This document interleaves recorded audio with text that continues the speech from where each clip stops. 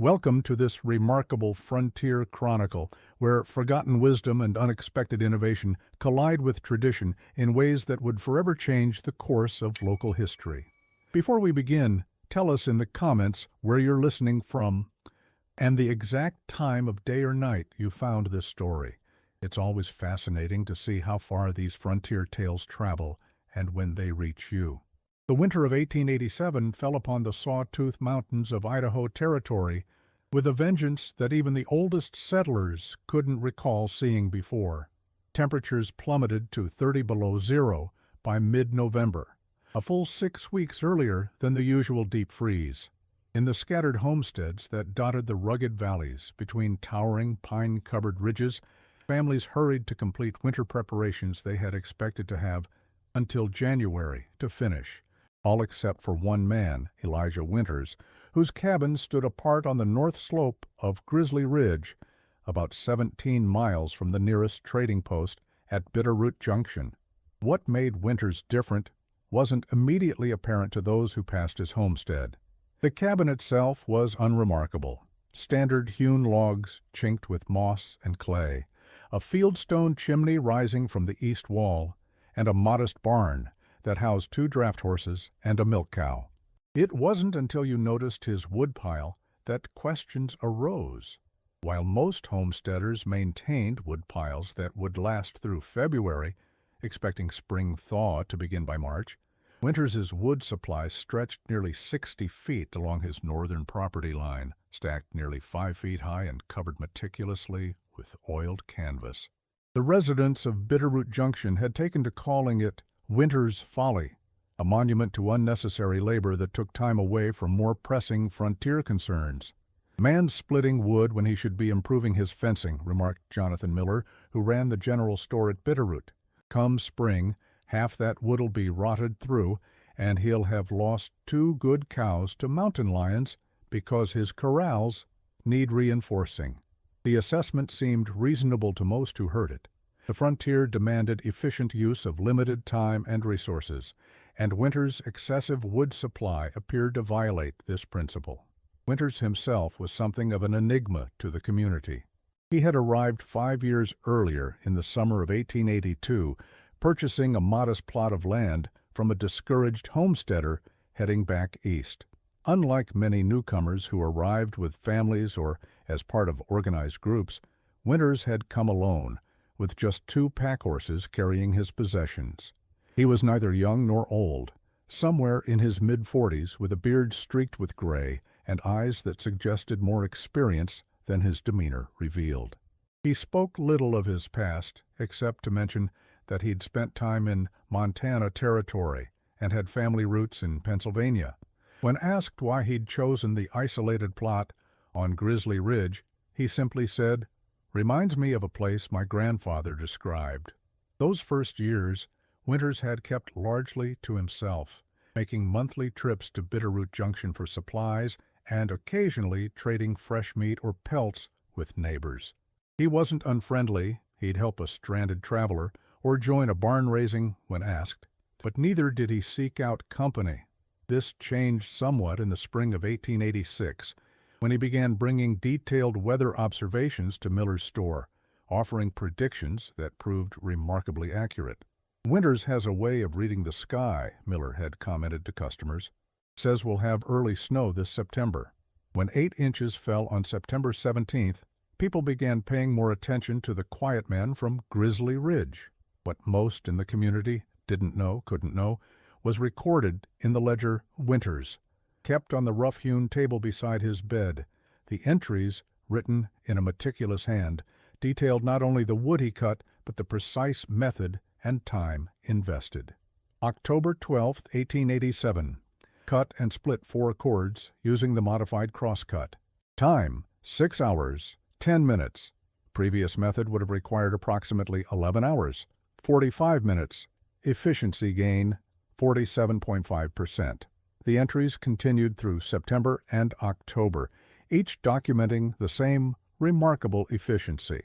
The modified crosscut saw that Winters referred to wasn't a new invention, but rather a rediscovered design he'd found illustrated in his grandfather's journal from the Rocky Mountain fur trapping days of the 1830s.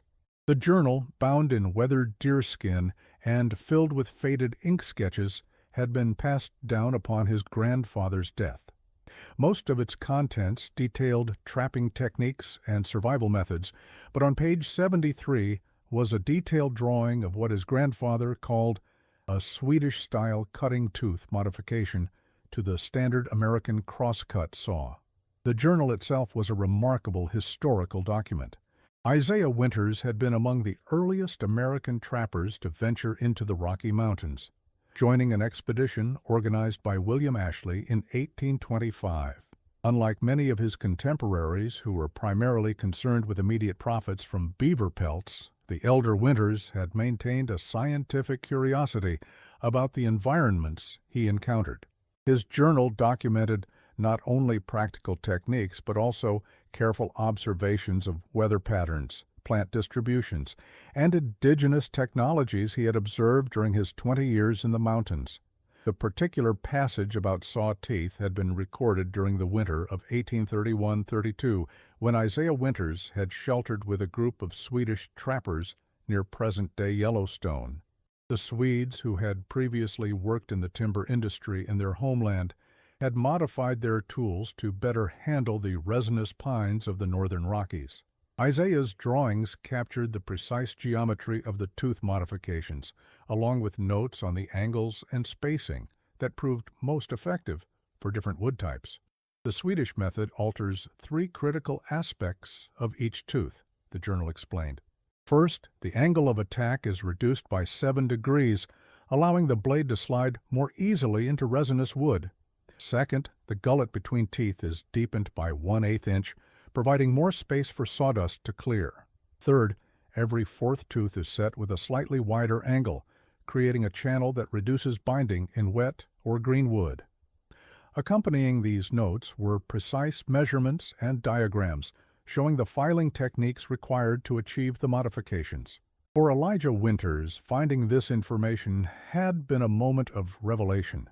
Having struggled with the standard cross-cut saws available from Eastern manufacturers, which were designed primarily for the hardwoods of the Appalachian and Great Lakes regions, he immediately recognized the potential value of a design specialized for Western conifers. He had spent 3 weeks carefully modifying his own saw according to his grandfather's specifications, using files ordered specially from a St. Louis supplier. The results exceeded even his expectations. The modified saw cut through pine logs almost twice as quickly as the standard design, requiring significantly less physical effort and producing cleaner cuts with less binding. More importantly for the isolated homesteader, the saw maintained its edge longer between sharpenings, a crucial advantage when professional tool maintenance was days of travel away. For a man living alone with limited labor resources, the efficiency gain represented not just convenience, but survival capacity. Winters had begun his extraordinary woodcutting project in August 1887, earlier than most homesteaders would consider necessary. His grandfather's journal had included another relevant observation. The mountain men who survive are those who prepare not for the average winter, but for the worst winter in memory. Then add a month's margin. With this philosophy in mind, Winters had set himself the goal of accumulating 30 cords of wood before the first snow, roughly double what a typical homestead might use in a normal winter. Without the modified saw, such a goal would have been nearly impossible for a single man working alone. Even with hired help, the labor would have consumed so much time that other critical preparations would have been neglected. But with the efficiency gained through his grandfather's rediscovered knowledge, Winters had completed his wood supply by mid-October, while still maintaining his garden, repairing his roof, smoking meat, and preserving his vegetable harvest. The earliest days of November brought the first signs that the winter of 1887 would be remembered for generations. Snow fell in sheets rather than flakes, driven by winds that howled down from Canadian territories with such force that they tore shutters from windows and stripped bark from the windward side of trees. The first storm lasted 3 days and left nearly 4 feet of snow across the region. When it cleared, the temperature dropped even further. At the Bitterroot Junction General Store, Miller watched as his regulars came in with increasingly worried expressions. "Telegraph lines down," announced Frederick Hayes, the station manager for the Idaho Northern Railroad. "Repair crews say it could be weeks before service returns." This was followed by more troubling news. "Northern line is blocked by an avalanche near Thompson Pass. No trains expected until at least January." No trains meant no supplies, no mail, and most critically, no coal shipments. The majority of homesteaders supplemented their wood heating with coal, which burned longer and required less frequent stoking. Without it, wood consumption would increase dramatically. Residents who had calculated their wood needs based on supplemental coal found themselves facing a potentially fatal shortage. The Idaho Territory in 1887 stood at a transitional moment in its development. The mining boom that had brought the first significant waves of settlers in the 1860s had subsided, replaced by more stable but less lucrative industries like agriculture, ranching, and timber harvesting. Communities like Bitterroot Junction had evolved from rowdy mining camps to small commercial centers serving dispersed homesteaders across vast geographical areas. This transition brought increased stability, but also new vulnerabilities, particularly dependence on rail connections to distant manufacturing centers. The Northern Pacific Railroad had reached Idaho only in 1883, creating the first reliable year-round connection to eastern markets and suppliers. Before this, winter isolation had been an expected reality, and homesteaders had maintained traditional self-sufficiency by necessity. But the 4 years of reliable rail service had begun to erode these practices, with many families transitioning to coal heating, factory-made tools, and store-bought provisions that required regular resupply. The sudden severing of this connection in November 1887 exposed how quickly frontier resilience had been compromised by even limited integration into industrial supply chains. For older settlers like Benjamin Curtis, who had arrived during the Silver Rush of 1865, the situation provoked a mixture of concern and bitter vindication. "Been telling folks not to trust those steel rails," he commented to Miller as news of the blockage spread. "Mountain winter don't care about schedules. Used to be everybody knew to put up double what they'd need just in case. Now they're counting on trains running on time in January?" Fool's thinking. Curtis's assessment, while harsh, contained truth that many were reluctantly recognizing. The community had traded traditional redundancies for modern efficiencies, a bargain that appeared increasingly questionable as November progressed and temperatures continued to plummet. Historical weather records indicate that December 1887 was the coldest on record for the region, with an average daily temperature of just 7 degrees Fahrenheit, nearly 20 degrees below normal. Under such conditions, wood and coal consumption for heating increased dramatically, sometimes tripling typical usage rates. The first request for assistance came to Winters's cabin in mid-December. Thomas Green, whose homestead lay about 4 miles south, arrived on snowshoes, his beard caked with ice and his expression grim. "My youngest has the influenza," he explained, stamping snow from his boots on Winter's porch. "We're burning through wood keeping the house warm enough. I've got maybe 2 weeks left at this rate." The request hung unspoken between them. Green was not a man accustomed to asking for help. At 38, he had established one of the more successful small farms in the valley, with 15 acres under cultivation and a reputation for independence. That he had come to Winters rather than closer neighbors spoke to both the severity of his situation and the growing recognition of Winters's unusual preparedness. There was also a shared history. In the spring of 1886, Winters had helped Green free a prized stallion that had become trapped in a mudslide, spending 3 days working alongside him to save the animal. Such debts were remembered in frontier communities where reciprocal assistance often meant the difference between survival and disaster. Winters invited the man inside, served him coffee with a splash of whiskey to warm him, and listened as Green explained his situation. "I can spare 5 cords," Winters finally said, "but I want to show you something first." He led Green to the small workshop attached to his barn, where an unremarkable crosscut saw hung from pegs on the wall. "This is why I have wood to spare," he said, taking down the tool. "Look at the teeth." Green examined the saw with skepticism that quickly turned to curiosity. "These aren't standard cut," he observed. "Never seen teeth shaped quite this way." "My grandfather learned it from Swedish trappers in the 1830s, Winters explained. "The angle changes how the saw interacts with the grain. Cuts faster, requires less strength." He handed Green a piece of paper with detailed drawings.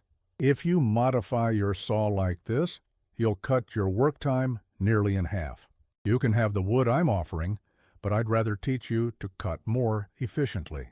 The exchange illustrated a fundamental value that distinguished Winters from many of his contemporaries. Rather than simply providing resources, he prioritized sharing knowledge that would allow others to become self-sufficient. This approach resonated deeply in a frontier culture that theoretically valued independence, but increasingly relied on industrial supply chains. Winters offered an alternative model, not a rejection of innovation, but rather a more discerning integration of new technologies with traditional knowledge. Green left with both the wood and the knowledge, and within 3 days he had modified his own saw according to Winters's instructions. The difference was immediate and substantial.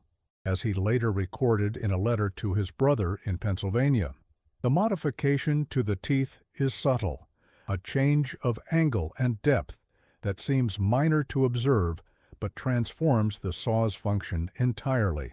What previously required a day's labor can now be accomplished before noon, leaving time and energy for other necessary tasks.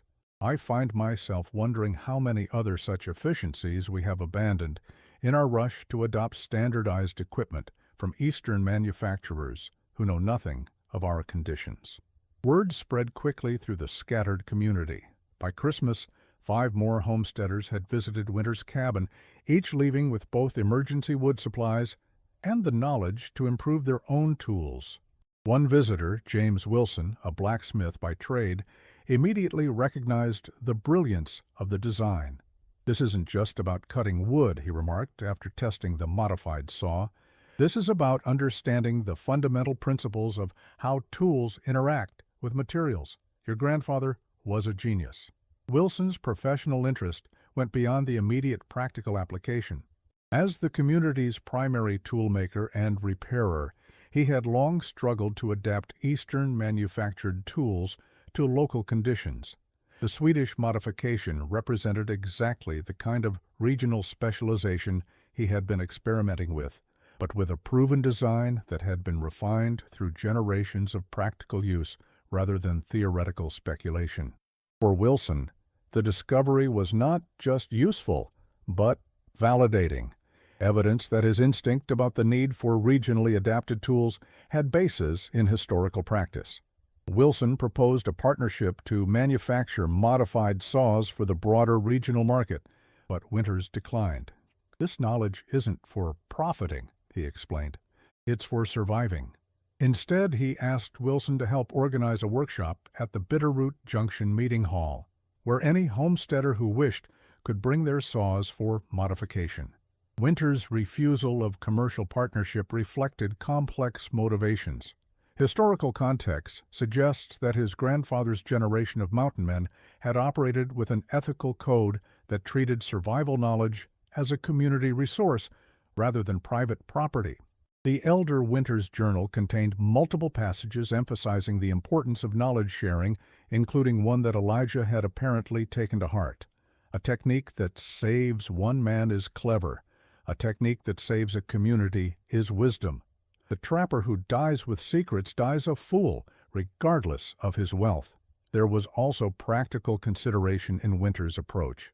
The winter crisis was immediate, with families already struggling to maintain adequate heating. A commercial manufacturing approach would have taken months to implement, helping only those who could afford new equipment and leaving the most vulnerable without assistance. By focusing on modifying existing tools through a community workshop, Winters and Wilson could provide immediate relief to those most in need while building long-term resilience for the entire region. The workshop was held on January 8, 1888, during a brief break in the storms. 32 homesteaders arrived, some traveling as far as 30 miles through deep snow. Jonathan Miller, who had once mocked winter's folly, provided the space free of charge and watched with growing respect as Winters and Wilson guided each person through the process of modifying their own saws. The workshop followed a carefully organized approach. First, Winters demonstrated the complete process on a new saw blade, explaining each step and the reasoning behind it. Then Wilson, with his blacksmith's expertise, supervised participants as they modified their own tools, providing technical guidance on filing techniques and proper angling. By day's end, every participant had successfully modified at least one saw, and many had completed multiple blades. More significant than the technical outcome was the social transformation that occurred during the event. Homesteaders who had previously interacted only occasionally at church services or market days spent hours working alongside one another, sharing stories of winter hardships and collaborative solutions. Women participated equally in the technical work, with several showing particular skill at the precise filing required.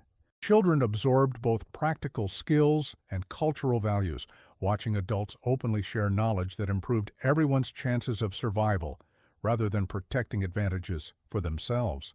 The workshop demonstrated a model of community resilience that contrasted sharply with both the individualistic mythology of the American frontier and the increasing dependence on distant industrial suppliers. By combining traditional knowledge with locally controlled technology adaptation, the community created a third path, one that maintained independence without sacrificing the benefits of innovation or the strength of collaboration. County records from February 1888 include a report from Dr. Emmett Thompson, who served as both physician and coroner for the region. The report documents 17 deaths from exposure or related complications during that winter, noting that those communities which adopted the modified cutting techniques introduced by E. Winters experienced significantly lower mortality rates, attributable to sufficient heating resources during critical temperature periods. Thompson's report represents one of the earliest documented cases of comparative public health outcomes related to technology adoption in the American West. His analysis went beyond simply counting deaths to examine patterns of illness, recovery rates, and contributing factors. He noted that homes maintaining temperatures above 55 degrees Fahrenheit showed significantly lower rates of influenza mortality, with only 12% of infected individuals succumbing compared to 47% in homes where heating was inadequate. The ability to cut wood efficiently directly impacted these temperature differentials, creating a measurable effect on survival rates. The cultural impact of the winter crisis and Winters' intervention extended beyond immediate survival. As the extreme cold continued through January and February, community members who had modified their saws found themselves with more time and energy for other activities. Several families established informal schools in their homes, pooling educational resources that had previously been used only by individual households. Others devoted time to handicrafts, producing clothing, tools, and household items that reduced dependence on external suppliers. The community displayed remarkable adaptability, turning enforced isolation into an opportunity for cultural strengthening and skill development. As the winter slowly released its grip in late March, nearly a month later than usual, the value of Winters' foresight became increasingly clear. The railroad remained blocked until April 3rd, and the first supply train didn't reach Bitterroot Junction until April 7th, more than 4 months after the last delivery. By that time, many homesteads had exhausted not only their wood supplies, but their food reserves as well. Those who had learned to cut wood more efficiently had been able to devote more time to hunting and checking trap lines, providing crucial protein when preserved foods ran low. The spring thaw revealed the toll the winter had taken on the region. Fields that should have been plowed by early April remained snowbound until May. Livestock that had survived the cold had been slaughtered for food in many cases, leaving families without draft animals for spring planting. The region faced the very real prospect of a second crisis, a food shortage, when the next winter arrived. It was during this critical period that Winters opened his grandfather's journal once more and shared another forgotten technique. The pages contained detailed instructions for a method of rapid cultivation that required minimal draft power, using a modified harrow design that could be pulled by a single horse or even by hand, if necessary. Like the saw modification, it wasn't a new invention, but rather a refinement of existing technology, one that had been lost to mainstream practice, but preserved in the carefully maintained records of frontier adaptation. The cultivation technique described in Isaiah Winters' journal drew on both Swedish and indigenous Shoshone practices. The elder Winters had observed how Shoshone farmers in the mountain valleys used a combination of shallow soil disturbance and strategic planting timing to maximize yields in the short growing season. The Swedes had contributed a specific harrow design that achieved the necessary soil preparation with minimal animal power. The resulting hybrid approach allowed for rapid cultivation of larger areas than would be possible with standard American farming techniques under the same constraints. The technical details were sophisticated yet practical. The modified harrow used teeth set at variable depths and angles, creating a pattern of soil disturbance that brought buried nutrients to the surface while maintaining enough structure to prevent erosion.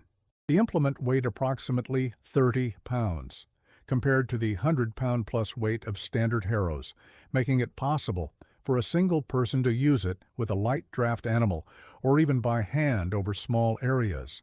Most importantly, it could prepare soil that was still partially frozen or overly moist, conditions that would render conventional plowing impossible. Accompanying the harrow design were detailed notes on planting strategies specific to short-season environments. Isaiah Winters had documented techniques for pre-sprouting seed before soil was fully workable, creating raised bed systems that warmed more quickly than flat fields, and interplanting compatible crops to maximize yield per square foot. The combined approach allowed for productive cultivation in conditions that would typically prevent any agricultural activity, providing critical food security in marginal environments. Elijah Winters organized a second workshop in late April to share these techniques. The community response was even stronger than for the saw modification, with 47 families participating. Wilson again provided technical support, adapting existing farm implements according to the journal specifications. The workshop expanded to include seed sharing, with each family contributing portions of their remaining seed stock to ensure that everyone had access to appropriate varieties for the shortened growing season. By June 1888, nearly every farm in the region had implemented both Winters' saw modification and his cultivation technique. The results were documented in the Bitterroot County Agricultural Census, which noted unprecedented recovery of agricultural production following severe winter conditions. Cultivation acreage restored to 87% of previous year's levels despite reduction in available draft animals by approximately 40%, attributed to widespread adoption of efficient cultivation methods introduced by local residents. These statistics tell only part of the story. Beyond the quantifiable acreage and yields, the community experienced a qualitative transformation in how it approached environmental challenges. Rather than viewing the harsh winter as an anomalous disaster requiring external assistance, residents increasingly saw it as a predictable aspect of mountain life that could be managed through appropriate technology and knowledge sharing. This perspective shift reduced vulnerability to future disruptions while increasing confidence in local solutions. The adaptation spread beyond immediate practical application to influence local manufacturing as well. Wilson, the blacksmith who had partnered with Winters for the initial workshop, began producing modified saw blades and harrow components specifically designed for regional conditions. His workshop expanded to employ 3 assistants, becoming one of the first specialized tool manufacturers in the Idaho Territory. Wilson's business ledgers from 1889–1890 show orders from as far away as Montana and eastern Washington, indicating that knowledge of the modified designs had spread well beyond the Sawtooth region. The workshop operated on what would now be recognized as an open-source model, freely sharing design specifications with other blacksmiths while selling finished products to those who preferred not to modify their own equipment. This approach maximized adoption rates while still providing sustainable income for the artisans involved in production. The broader context of American tool manufacturing during this period makes Wilson's operation particularly noteworthy. The late 19th century saw rapid consolidation of tool production, with regional makers increasingly displaced by large-scale factories in eastern industrial centers. These mass production facilities standardized designs to maximize efficiency, typically basing specifications on conditions in the more populated eastern regions. Western environments with different wood types, soil conditions, and climatic challenges were rarely considered in these standardized designs. Wilson's enterprise represented an alternative model, one that prioritized regional adaptation over standardization and appropriateness of design over production volume. By combining traditional craftsmanship with innovative techniques suited to local conditions, he created a niche that industrial manufacturers couldn't effectively compete with, despite their significant advantages in capital and distribution. The true significance of what became known as the Winters method extended far beyond a single harsh season. When J.P. Morgan's representatives began purchasing land throughout the region for timber speculation in the early 1890s, they encountered a community that had developed remarkable self-sufficiency. Their standard tactics of offering cash advances to desperate homesteaders in exchange for timber rights found little traction.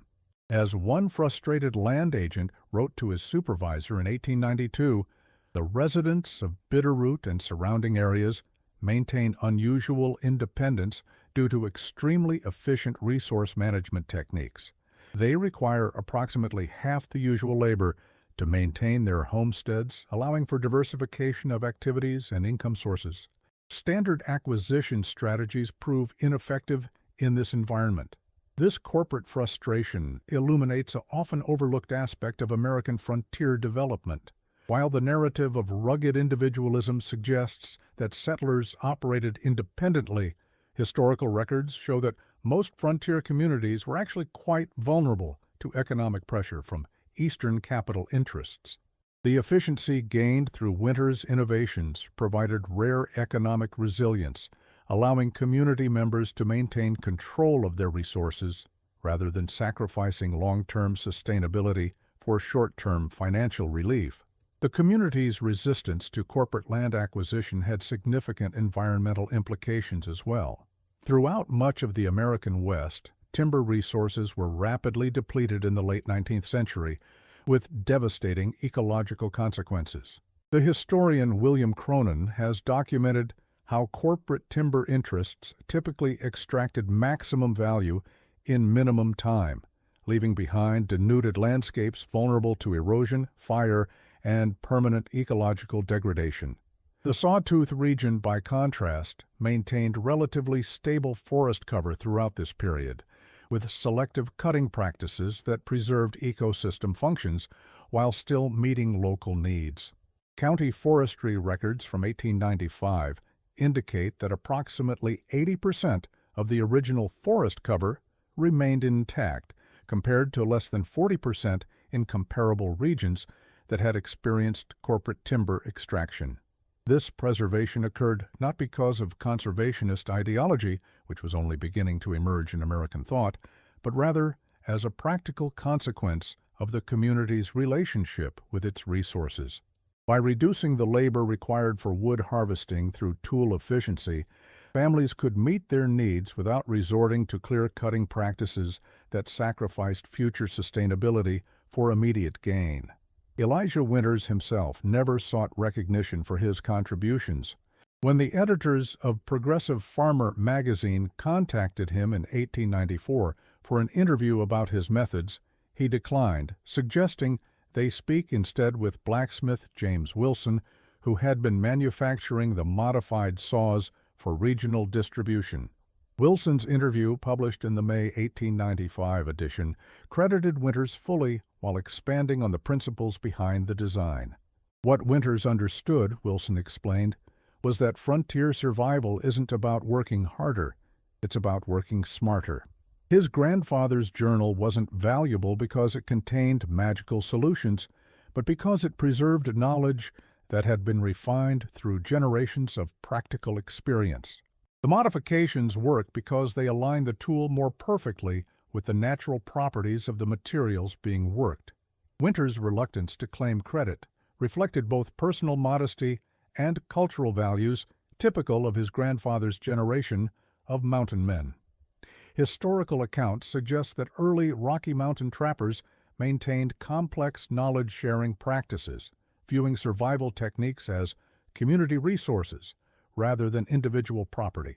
Isaiah Winters' journal itself contained numerous techniques learned from indigenous peoples, European immigrants, and fellow trappers, carefully attributed to their sources rather than claimed as personal innovations. This ethical framework contrasted sharply with the increasingly individualistic and commercialized approach to knowledge that dominated late 19th century American society. Patent applications increased dramatically during this period, with inventors seeking exclusive rights to techniques and technologies that had often evolved through collective experimentation and refinement. Winters' choice to freely share rather than patent or monetize his grandfather's knowledge represented an alternative value system, one that prioritized community welfare over individual profit. The diffusion of Winters' knowledge coincided with broader changes in American saw manufacturing.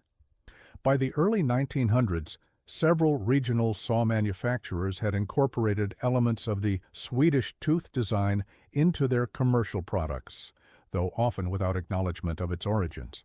A 1903 catalog from the Simons Manufacturing Company advertised a special Western cut saw blade that featured tooth geometry remarkably similar to Winters' modification, marketed specifically for cutting pine and fir in mountain regions.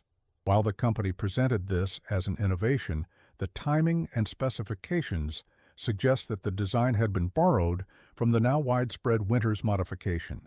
This pattern of appropriation without attribution was common in early industrial America, where corporate manufacturers regularly incorporated vernacular innovations into their product lines without recognizing their origins. The historian Brooke Hindle has documented numerous cases where regional adaptations were absorbed into mainstream manufacturing, effectively erasing their community origins. The Winters modification appears to be one such case, eventually becoming incorporated into standard practice without recognition of its rediscovery or the community context that made it significant. The story might have been lost entirely except for a remarkable coincidence. In 1912, a doctoral student named Margaret Callahan from Cornell University visited the region as part of her dissertation research on adaptive technologies in frontier communities. Her father had been a subscriber to Progressive Farmer and had saved the 1895 issue containing Wilson's interview about the Winters modification. Intrigued by the reference to a community-based technological adaptation, Callahan had selected the Sawtooth region as a case study for her research. Her arrival in Bitterroot Junction came at a pivotal moment. Elijah Winters, now in his 70s, was still living on his original homestead, though he had been joined by his nephew's family following his brother's death in 1905. Many of the original participants in the 1888 workshops were still in the area, providing Callahan with first-hand accounts of both the technical aspects of the modifications and their social impact. Callahan's research methodology was remarkably advanced for its time. Rather than focusing solely on the technical specifications of the tools, she documented the social processes through which the knowledge had spread, the economic impacts on participating households, and the environmental consequences of the modified practices. Her field notes record detailed interviews with 27 families who had adopted the techniques during the critical winter of 1887-1888, capturing both the practical outcomes and the changes in community relationships that resulted. What distinguishes the Winters case from similar technological adaptations, she wrote in her dissertation, is not the innovation itself, but the deliberate choice to treat it as a community resource rather than a private advantage. By prioritizing widespread adoption over personal profit, Winters created not just a more efficient tool, but a more efficient society, one where cooperation amplified the benefits of the innovation far beyond what could have been achieved through market-based diffusion alone. Callahan's work, though academic in nature, found a broader audience through a series of articles she published in Popular Mechanics magazine between 1915 and 1917. These articles, with titles like Forgotten Wisdom of the Mountain Men and How Our Grandfathers Solved Problems We Still Face, helped to spread knowledge of the Winters modification beyond the Sawtooth region. Letters to the editor published in subsequent issues indicate that readers across the country had successfully implemented the tooth modification on their own saws, often reporting similar efficiency gains. The timing of Callahan's publications coincided with a growing national interest in self-sufficiency and traditional skills. The transition to industrial society had left many Americans feeling disconnected from practical knowledge that previous generations had taken for granted. Publications like Popular Mechanics and the emerging genre of how-to manuals responded to this anxiety by providing detailed instructions for everything from automobile repair to home food preservation. The Winters modification fit perfectly into this cultural moment, offering a tangible connection to frontier self-reliance that readers could implement themselves. The agricultural depression that swept through America in the 1920s brought renewed interest in labor-saving techniques like those Winters had championed. As commercial tool purchases became difficult for many rural families, the ability to modify and improve existing equipment took on new importance. County extension agents in several western states distributed pamphlets that included diagrams of the Swedish tooth modification, often without knowledge of its rediscovery by Winters decades earlier. By this point, the knowledge had become fully integrated into the vernacular technology of the American West, its origins largely forgotten. Elijah Winters passed away in 1917 at the age of 78. His funeral, held at the Bitterroot Junction Church, was attended by over 300 people from throughout the region. His obituary in the Idaho Territorial Register noted his contributions to regional survival techniques, but made no mention of patents or business success, because there were none. Instead, it quoted from the epitaph he had selected for himself. He shared what he knew when it was needed most. The original journal that had preserved the knowledge Winters shared was donated to the Idaho Historical Society, where it remained until 1968, when a fire destroyed much of the Society's collection of pioneer documents. By then, however, the modifications had been thoroughly documented in both Wilson's manufacturing specifications and Callahan's academic work. Winters' homestead itself survived into the modern era, though with significant changes. The original cabin was expanded in the 1920s by his grandson, Michael Winters, who added 2 rooms and replaced the fieldstone chimney with a more efficient brick design. The property remained in the family until 1947, when it was sold to the Adams family, who maintained it as a working ranch until 1972. Today, the site is part of the Sawtooth National Recreation Area, with the restored cabin serving as a ranger station and historical exhibit. Visitors to the cabin can see a reproduction of the modified saw and excerpts from Winters' ledger, along with interpretive materials that explain the significance of this simple technological adaptation. Park Service records indicate that the exhibit consistently ranks among the most popular in the recreation area, perhaps because it offers a counter-narrative to conventional frontier mythology. Rather than celebrating individual heroism or physical prowess, the Winters story highlights how knowledge sharing and community cooperation proved more valuable than self-reliance in times of crisis. The Winters narrative also complicates standard accounts of technological progress in American history. Conventional interpretations often present a linear trajectory from primitive traditional methods to advanced industrial techniques, with each innovation representing unambiguous improvement. The rediscovery and widespread adoption of the Swedish tooth design suggests a more complex reality where industrial standardization sometimes displaced specialized regional adaptations that were actually better suited to particular environments and materials. This perspective aligns with recent scholarship in the history of technology, which increasingly recognizes that technological advancement often involves trade-offs rather than absolute improvements. Standardized industrial tools offered consistency, availability, and affordability, but sometimes sacrificed optimal performance in specific applications. The Winters modification demonstrates how regional knowledge can complement industrial innovation, adapting standardized tools to particular environmental conditions through small but significant alterations. Modern analysis of the Swedish-style cutting tooth design confirms what frontier homesteaders discovered through practical experience. The modified angle creates less friction while maximizing the effective cutting surface in contact with the wood fiber. A 2003 study by the Department of Forestry at the University of Montana found that the design reduces the physical effort required by approximately 41.48% when compared to standard 19th century saw designs, remarkably consistent with Winters' own calculations from 1887. The study also noted that the design was particularly effective for the types of softwood common in northern regions, suggesting that its evolution was indeed specific to environmental conditions similar to those found in both Scandinavia and the northern Rocky Mountains.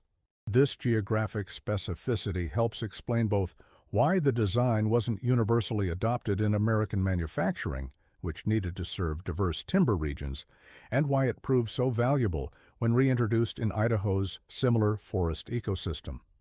The researchers who conducted the study were initially unaware of the historical background of the tooth design they were analyzing. Their investigation began with a comparative performance analysis of different sawtooth geometries, including both historical and contemporary designs. When they identified the exceptional efficiency of what they termed Pattern C7, they were surprised to discover through literature review that it matched the specifications published in Callahan's dissertation and Wilson's manufacturing guides. This rediscovery of already documented knowledge illustrates how specialized technical information can become obscured over time, even when its value has been thoroughly established. The contemporary relevance of the Winters story extends beyond specific tool modifications to broader questions about appropriate technology and knowledge preservation. In an era of increasingly standardized global manufacturing, many specialized regional adaptations are at risk of disappearing, despite their potential value for sustainable resource management and local resilience. The growing interest in traditional skills, regional craft traditions, and appropriate technology suggests a recognition that standardization sometimes comes at the cost of optimal local adaptation. Environmental historians have noted that many traditional resource management techniques incorporated sophisticated ecological understanding that industrial approaches often overlooked. The selective timber harvesting practices that evolved in the Sawtooth region following the introduction of the Winters modification exemplify this pattern. By reducing the labor required for wood harvesting, the modification allowed for more careful selection of trees to cut, maintaining forest health while meeting human needs. This approach contrasts sharply with the clear-cutting practices that dominated industrial timber extraction in the same period, which maximized short-term yield at the expense of long-term ecological sustainability. In an era when technological innovation is often measured by novelty and complexity, The Winters story offers a different perspective on what constitutes valuable adaptation. The modification he shared wasn't new, it was centuries old, but it was precisely matched to the challenges his community faced. The value came not from invention, but from recognition, preservation, and appropriate application of existing knowledge that had been overlooked by mainstream practice. This pattern of rediscovering and reapplying traditional knowledge continues today in various fields.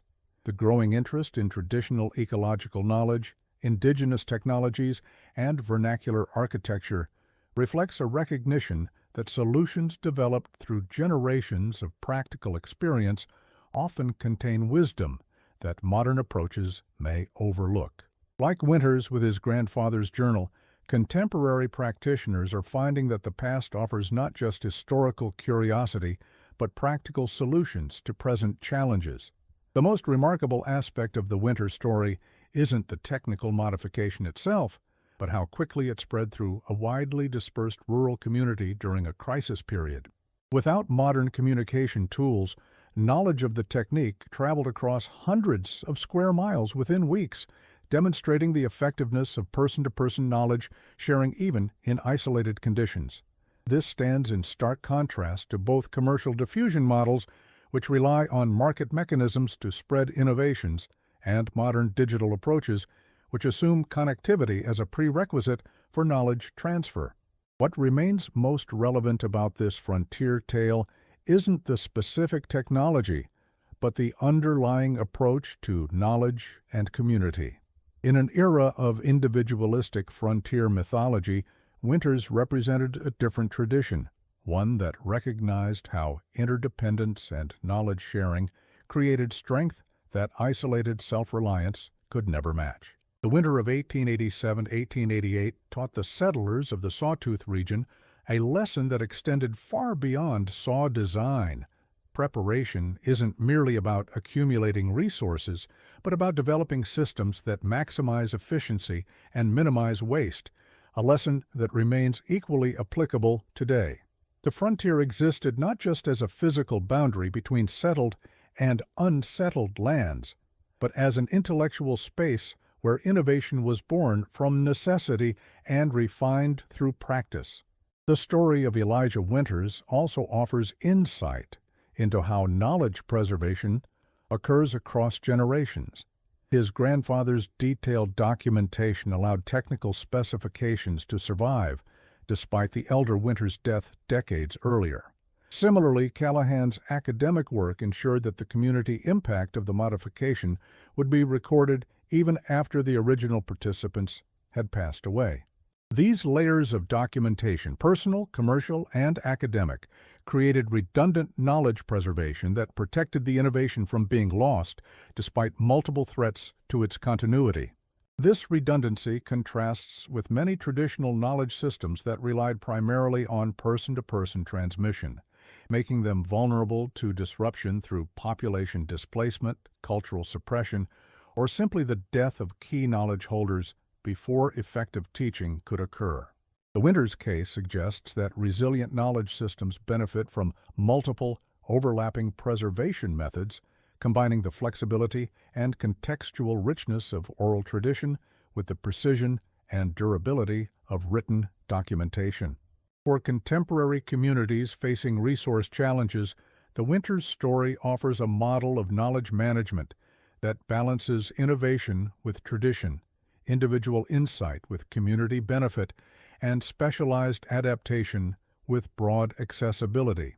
The saw modification itself may be of limited relevance in an age of chainsaws and hydraulic splitters, but the approach to problem-solving it represents remains powerful.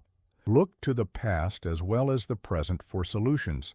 Adapt tools to specific conditions rather than accepting standardized limitations, and share knowledge freely to build collective resilience rather than individual advantage.